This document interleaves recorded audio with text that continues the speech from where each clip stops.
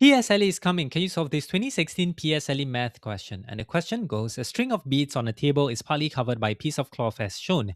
There are two white beads between every two black beads. Altogether, there are 14 black beads. So what is the total number of white beads? So if we were to zoom this in, let's see if we can find the pattern. So I think from the question, you probably can say, oh, one black bead has two white beads on its side, and then it repeats. So in this case, we can say one repeating group is equal to one black plus two white in this case. So the thing is that we know from the question it says we have 14 black beads. So that means, right, 14 black beads will have 14 repeating groups, and 14 repeating groups, the total of white beads is 28, right? And that is absolutely wrong, right? So from here, if you were to just take one part of, I would say, the repeating pattern groups or beads over here, then you could say, for example, if there are three black beads in total, how many repeating groups are there?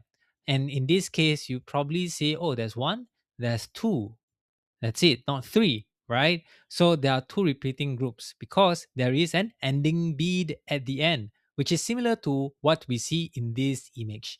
So from here, since we have 14 black beads, that means the repeating group is minus one of the ending bead over here.